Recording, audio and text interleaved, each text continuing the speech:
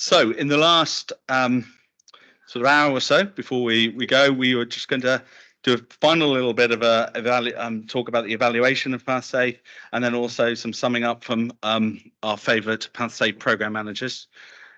So I'm going to hand over to Toby, who's sitting there very patiently, who's going to talk about the PathSafe evaluation.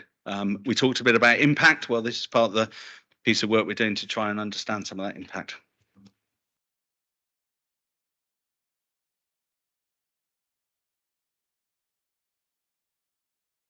Thank you very much. Nice to meet you all. I'm Toby Webster. I work at RAND Europe, and we've been evaluating PathSafe, and we've been with them since the end of 2022. So today I'm going to cover a little bit about what we found so far with our evaluation, but it's worth noting these are very much preliminary findings. Things are still drawing to a close. As we've heard, there are many different publications and outputs still in the pipeline. So this is very much within the bounds of what we've seen so far and what we've heard from the people we've spoken to.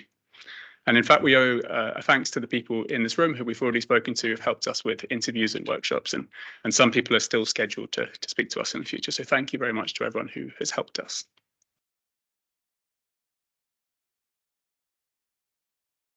So we are a not-for-profit independent research consultancy.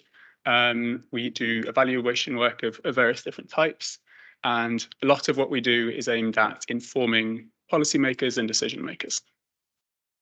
As I said, we've been around with FSA since November 2022. We're not going to go into a lot of detail about the methodology today, just because we don't have very much time for it. We're very happy to answer questions afterwards, but we've done what's called a process evaluation, which is where we look at the design of the program, the governance of the program. We look at the different plans that are in place, and we assess in a structured way if they're the kinds of things we expect to lead to the outcomes that they are planned to lead to. We look at the outcomes. We look at what's planned as an output and whether that's been achieved. And then we also look at the impacts of outputs and outcomes so far. So we look at what's useful now, and there are very varied types of impacts that we can look at. And we also look at for things that may not be in a position now to inform business as usual biosurveillance or other decisions. What could get them to that point? What are the priorities for what we can work on that can help these have an impact in the future? This is a rough timeline of how we've been proceeding. We are nearing the end of the process and outcome evaluation. We're going to be updating this as new publications come out. So what we have so far is, again, a static snapshot. And the final report, which will be published and available to everybody, will be in the summer this year. This is not taking into account any continuation. So as I said, we're not going to go into full detail about the methodology, but we've been very happy to have access to lots of internal materials, lots of the events that have been going on. We've also done desk research based on published outputs, and we've had lots of interviews with people that have been involved in different parts of the program. So that's people in individual work streams, end users from the program team, and that's been very helpful in helping us to understand things. I've mentioned one of the limitations already, the fact that the evaluation is not complete. These findings are very much preliminary. Also, the fact that the outputs are very complex. We can see things more obviously when they're an academic publication. It's harder to assess influence on national policymaking, even though many of the outcomes are obviously useful for those. And it's even harder to assess things like cultivating a community of people around a common purpose, making sure that people are collaborating between work streams, between government departments, setting up sharing agreements. We can talk to people, but it is a lot harder to assess those in some ways. And sometimes the impacts of those will be felt a lot later. If we've spoken to different people, we may have heard different things. And of course, we can only speak to a subset of people. So there'll definitely be details we've missed. And of course, we're not privy to policy development in all parts of government. So influence can be delayed, can be difficult to ascertain, especially from the outside.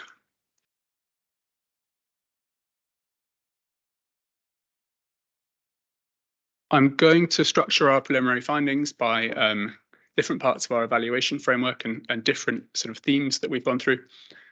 One of them is that we'll start with is resourcing. it seems from most people we spoke to, they felt the budget was reasonable for the work that was planned. There were small amounts of underspend at times. Some people did mention that there were some challenges early on during the project with recruiting, with procuring the work, and also sometimes with distributing funding and making sure that financial years and other procedural things didn't get in the way of making things happen. The governance mechanisms were very positively received by people we spoke to. People felt that the team were very flexible, very proactive, very helpful, trying to make people's life easy, trying to solve problems, and generally had very good things to say. Some people felt there was a bit too much monitoring and reporting. Some people felt it was about right, and people generally found the support with this very helpful. We think a lot of this might reflect cultural differences between people in industry and academia and government.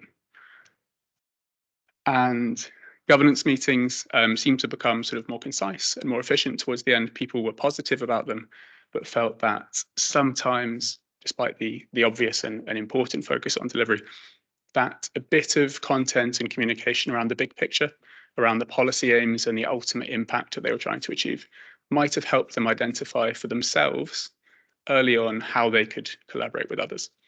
This is only to a small extent. Lots of the monthly meetings were very useful. Many of the webinars were useful, but people did feel that there could have been more emphasis on that.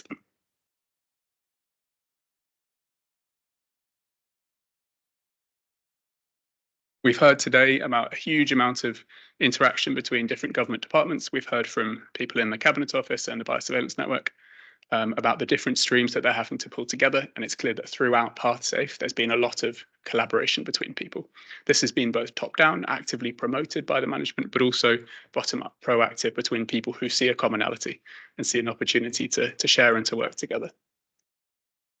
The communities of interest were also positively received by the people we spoke to. Some people felt there could have been more technical and methodological exchange as part of the communities of interest. But that was only a small point, and they were generally seen as a very positive development. In terms of linking to other surveillance efforts, we've heard from quite a few of them in the last couple of days. It seems that these, again, have been engaged with very proactively. As I mentioned before, it can be a little difficult to tell the extent of influence, the extent to which an input is useful. And also, when there are multiple inputs to a new strategy or a new approach, it's difficult to work out who's been responsible for those. So again, we're only limited by what we can see from the outside. But it's clear that there's been a lot of presence in board meetings, in presenting to teams, in sharing findings, in just general organic exchange between these different programs. And this is a small list of the other initiatives where we've seen clear engagement, and there are quite a few more that we don't have time or space to include here. Data sharing has been mentioned already by quite a few people. I think it was a consensus among people that data sharing had been a challenge. This is not unique to PathSafe. This is a problem across government. This is a problem across biosurveillance and One Health biosurveillance. And it was clear that there was a lot of individual progress on these within work streams, according to the particular kinds of data that they had to exchange to carry out their work. We won't go into detail about that, but there were a lot of different problems. It wasn't simply a matter of aligning data sharing agreements. It was differing views around privacy, around sort of risk thresholds, around confidentiality, around commercial sensitivity, also around more technical things. So sometimes there was metadata incompatibility. Sometimes metadata was simply missing for some samples. And so it took a lot of people's work to work out how to overcome those barriers. This is very much a positive learning point, that people reported that when they were made aware of the use cases, when they were made aware of the impact and the policy necessity and the real life usefulness of sharing data in these particular ways, that this really helped to get over the barriers. This really helped to make progress. And people who talked to us about that said that they thought that this could have happened a little earlier and could have been, as it was identified as a major strength of the program, is something that could be really focused on in trying to communicate that common purpose early on and making sure people are on board.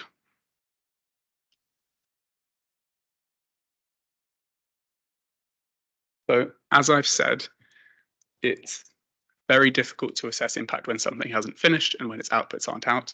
There are many positive signs and many outputs here that are potentially useful. And we can see from the outside that there have been a lot of conversations. We can see things like the environmental surveillance part of the National Action Plan, and we can see many instances where we think that influence is potentially there, is likely. There are strong indicators of that. We think that it needs a little bit of time, and especially from the outside, we need a little bit more information to really confidently ascertain what the impact has been on different frameworks. But we can see that there's clear input and discussion around the National Biosurveillance Network, the AMR National Action Plan, GAP-DC2, who we've heard from, and there's a whole long list of other initiatives that are currently happening or expected to happen in the next 2 or 3 years, where we think there's potential for really useful influence and information exchange. We think as well that it's important to recognise that pilot projects are expected to test out a new area, to test new methodologies, new use cases, new ways of gathering data, new ways of doing things.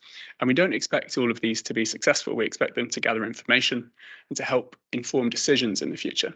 So from the way we assess impact, we think that being able to inform a future decision about what to commission, what to research, what to choose as a method of choice in a surveillance system is really useful. And we don't expect that a pilot necessarily needs to directly transition into business as usual biosurveillance efforts for that to be a very worthwhile use of time and resources. So we just thought it was worth clarifying how we tend to see pilot projects. The outputs are not just academic publications, they're not just data or methodologies. As I said, it's communities of interest, it's communities of people who are working together, it's opportunities for people like you to meet and to exchange information about what's worked, what hasn't worked, how you feel that the work you've performed can be most useful. And this is, to us, a major type of contribution to the field. The outcomes are very, very varied. We've heard about methodological updates, validations of new tools, assessments of tools. We've heard about updating of data sets, testing of correlations with clinical data, informing care homes about how they can act. These are very diverse, and we think it's important that these are brought together at a workstream level and at a program level. We've seen that there are plans to do this. We think this is going to be a really important way that the findings can be communicated to others with a sort of coherent narrative that reflects the holistic view that PathSafe has been promoting so widely. These are our very preliminary learnings that we've identified from the people that we've spoken to so far. We expect that we're going to update things as we continue, and we expect that there will be more to see from the publications that are in the pipeline already. When it comes to data sharing, we've mentioned the barriers already and the value of the PathSafe team in communicating those barriers to people and helping them overcome. We think that PathSafe, along with the related projects and their continuation, can really help drive this, drive a culture of collaboration in this space, that the cultural shifts that are needed to enable data sharing for people to understand the potential impact that can come will be a really important part of the impact. We think that some focus and additional focus, because there already has been a lot of focus on the big picture and on how people within work streams or in particular projects within sub-work streams can see the bigger picture and collaborate with each other will be very important. We think that's something that can be proactively maintained and should be seen as a key part of what PathSafe can do. As I mentioned, bringing together the workstream outputs, collating them with a coherent narrative and helping disseminate them to people who can use these to inform their decision making is very important. Some outputs of other programs in the past can be difficult to find, difficult to locate, aren't always brought to the attention of people who need them to inform their decisions. So we think this is going to be very valuable to make sure that the outputs get to the right people at the right time to help them make the right decisions. And preserving the legacy and the knowledge, PathSafe is continuing, but work that's been performed so far can be preserved, can be promoted. We've seen that a common view among people is that one of the real values of the central team was as brokers of knowledge about the program itself, brokers of technical and methodological and operational expertise, brokers of networks, helping people find people they can work with on a common problem. And we think that proactively preserving this function of brokerage, of facilitating this work is really important and will be a key part of what PathSafe can continue to do.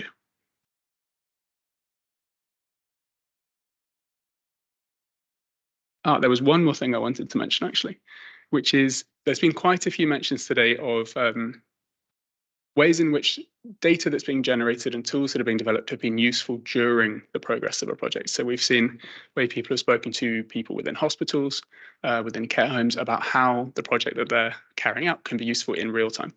We think that this is really important to focus attention on the real life impact of things. Not everything is suitable for this, but opportunities to do this where they come up, we think are very valuable as feedback loops to real life impact, and just bringing end users into the conversation early on. So we are continuing our evaluation. We're doing a gap analysis workshop, which is focused on what's been produced so far. We're bringing in people who have to make decisions in their roles that will use these outputs or outputs similar to this, and ask them, what do you need to make better decisions now?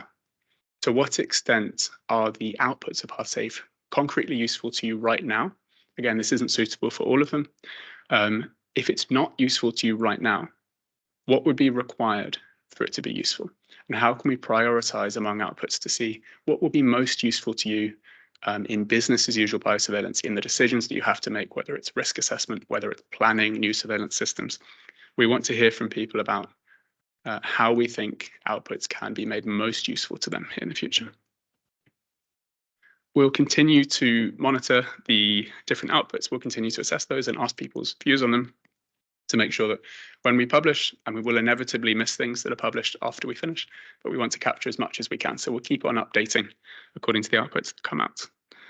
And we'll publish a final report in the summer. We're pleased to see that there has been a successful continuation bid. If this leads to continued evaluation, then what we can do is we can refresh our framework to make sure that we're evaluating the outcomes according to the new themes. And we'll be making sure that our feasibility assessment that we'll be doing about how feasible converting outputs into impact will be. So that will inform our evaluation going forwards. So thank you very much to everyone who's helped us so far. We, of course, didn't come into this as experts in this. I'd say we're still very reliant on the real experts. So thank you to everyone who's informed us, who's spoken to us, who's already scheduled to speak to us in the future. It's been a great pleasure. So thank you very much.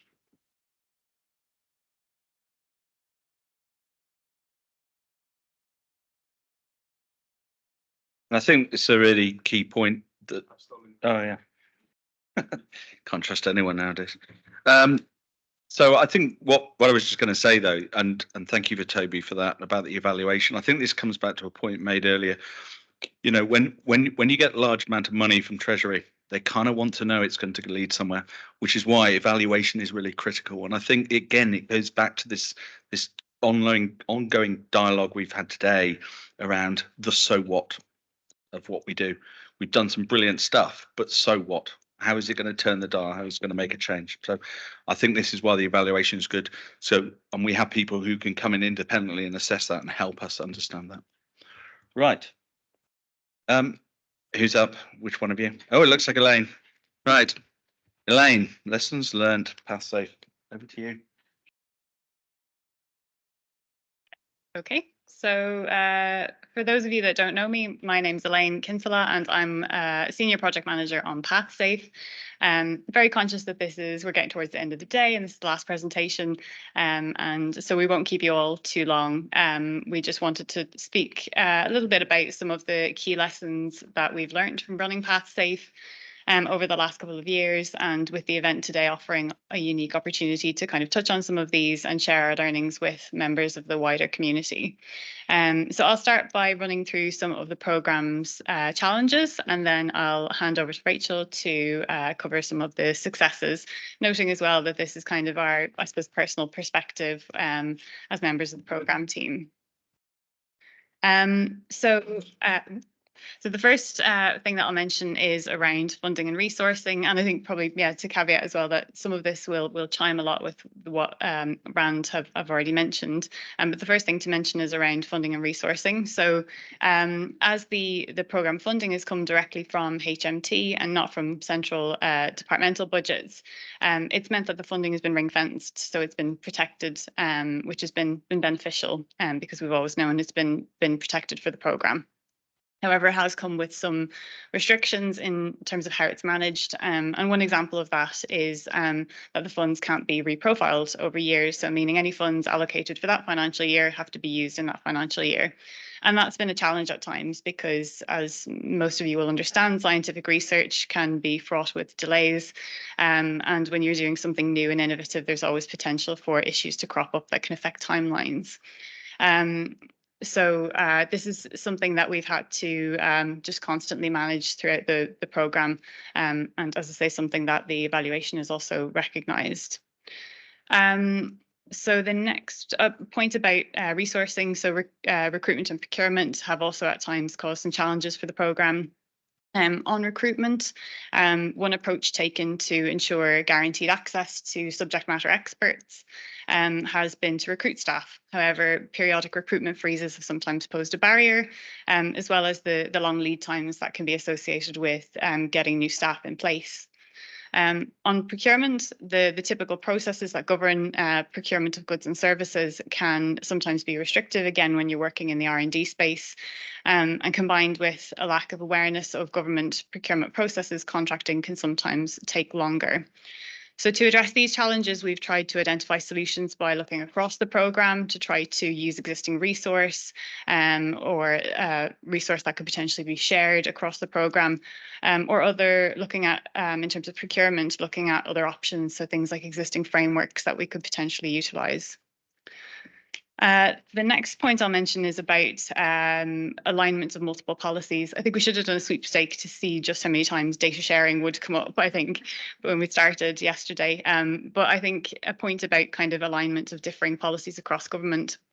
So data sharing is obviously one of the areas that's been identified where further progress could be made. And I imagine that many of you will be likely unsurprised that it's posed a challenge for the programme.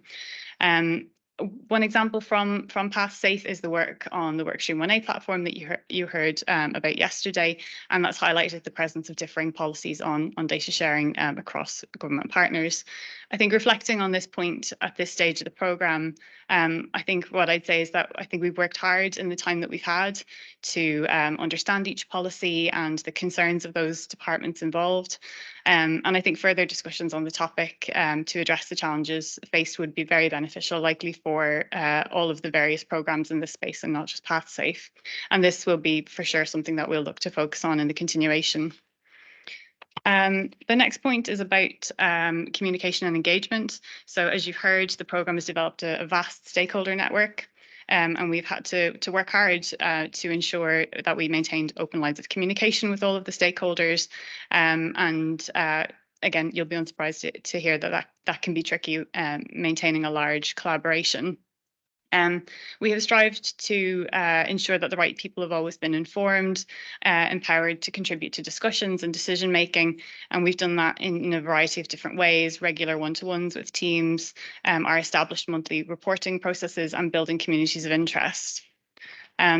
And engagement has been a related challenge. So taking some of the programme's discovery efforts as an example, the civil service is large and complex, and project teams have had to work hard at times to find the right people to gather the information needed, bearing in mind on top of that, the people being approached have their own busy workloads and their own priorities, and all of these things together can pose a challenge to engagement.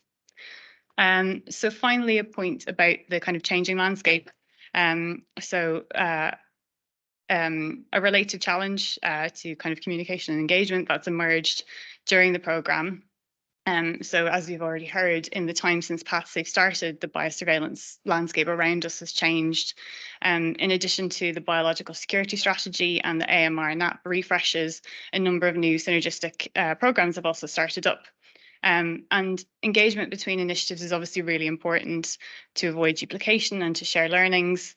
And we've always tried to do our best to support colleagues in the space as much as possible by sharing information and sharing lessons learned. And I think our feeling, based on our experience, and something that was echoed at the event that we hosted in November, was that a central coordination function could be incredibly helpful in this space to ensure that cohesion across the government biosecurity and biosurveillance space. And is something that we'd be very happy to continue to be a part of discussions on. So with that, I will hand over to Rachel, who's going to talk to you about some of our successes. Thanks, Elaine. For those that don't know me, I'm Rachel Baird. You've probably all had many emails off me about this event, but it's really good to meet and see all of you in the room today. So, as Elaine said, I'm going to talk about some of the successes from the PathSafe side. So I hope you'll agree with us that we have had a lot of successes. You'll hopefully have seen over the last few days kind of a lot of evidence of this, but we wanted to talk about what's underpinned that, what we've been doing behind the scenes to keep this kind of going. So starting with the delivery and governance side, as Elaine's alluded to there, we've got a dedicated programme management team. Our primary focus day in, day out is PathSafe. We get to focus on that. We can keep the momentum. We can keep that buy-in. We've got that role of the kind of dedicated coordination and facilitating those connections. I think that's had a really, really big impact on the delivery we've been able to achieve. We were delayed at the beginning of the programme due to announcements of funding, but once we got the programme team in place, we were able to focus on that. We were able to really get this programme delivering at pace. And as you've seen over the last few days, what we've delivered has been incredible, I think, for 2 years' work. You'll have also seen from the presentations, we originally started with a 4 work stream structure. I think that ability to evolve has been really important over the last 2 years. So we went from those 4 work streams, that's expanded out into the 30 programmes and pilots that you've kind of heard about and seen over the last few days and on the posters. It really has ensured we've been able to deliver on those ambitions. We wouldn't have been able to do it without that spread. And it clearly evidences the scale of people, resources, expertise that are needed to deliver the pilot of this size. So that evolution has been really important behind the programme. And then just to mention there around the governance side of things, so as the kind of RAND evaluation is mentioned, we had robust governance mechanisms that we set up. They were put in place early on in the programme. They gave us a really good framework to have those cross-work stream discussions, to identify those efficiencies that might be possible. So although governance isn't always the hot topic, it's really useful to have it there underpinning. It's got the right people in the right place. And it really gave us that transparency, especially when HMT started looking at us more intensively in 22-23, sorry, we had that mechanism, we had the report in there, and we had that clear transparency. So that was really key for us. So then moving into collaboration, a common theme, I think you'll agree across the 2 days, it's been underpinning everything we've done. And I think PathSafe really does demonstrate that that whole is greater than the sum of the parts. All the bits that have been added together have really given this programme the strength. So you'll have seen the scale of people that are here in the room, the posters we've got, people online. As Ed mentioned, we've got people from 50 organisations involved in delivering this. And we've also got our kind of central stakeholder database. We're up into the 300s, and they're the core people that we're talking to regularly, connecting in with across academia, government and industry. So it's big. Within that, we've really relied on a kind of division of labour. No one person could have done this. No one department could have done this. It's that expertise from all the different departments, the resources, the availability. We heard connections with SRUC and APHA being able to work together where capacity wasn't available in one place. Being able to have that flux, that collaboration has really helped. And then given the scale of all of that, it's been hard to keep those communications going. We've got a lot of different people, as Elaine said. There's the day job. Everybody's doing the day job. PathSafe is added on for most people aside of us. So in terms of keeping those communications open, connecting all of those people, there's been a couple of things that have been really key for that. So there was the establishing the shared outcomes. as we've mentioned, we've got the theory of change. We've got that kind of bought-in feeling. The partners are involved in that theory of change development. There's the bought-in side of we're delivering this for our own organisation. We're part of that bigger programme as well. So that helped in that collaborative establishment. We also had our focus forum, so it links back to the governance side of things. We've got our delivery board that was very project management and oversight and progress focused. We've got the strategic board for the strategic kind of oversight and review. We've got our science advisory groups and our data advisory groups for that external advice. And then we had the communities of interest that were set up off the back of seeing the common themes appear across the work streams. So that gave some more of that space for the technical discussions for things like data analysis and bioinformatics or wastewater in kind of a specific forum. And then the last one, just wanted to mention this collaboration spaces around promotion. Now, it sounds really obvious. You're doing all this work. You want to go out there and tell everybody about it, but it more often than not takes a backseat to actually getting the work done. So I think something we really tried to pursue was grabbing every opportunity to talk about PathSafe, talking to people, telling people what we're doing, and having people championing PathSafe in different departments, in different areas to do that for us. That then links back around into collaboration, because that's how you get people interested. That's how people start to hear about the programme and want to join that collaboration. So our network of collaborators has grown over the 2 years that we've been going. And I think personally, it's better for someone to hear about something multiple times and get a bit annoyed than miss somebody that really needs to hear about it. So that's something we've kind of really tried to push from the PathSafe side. So then into the robust evidence. As Ed's mentioned, Elaine's mentioned, we've all kind of drawn the biosurveillance landscape is changed. In the space we've been working, the context, the audience, what it is that we're working within and where that evidence needs to sit and what we're trying to provide is changing. So there's been a real kind of piece of work within PathSafe to keep aware of that, keep connected into these new strategies, the context, the new people that are becoming interested in this area.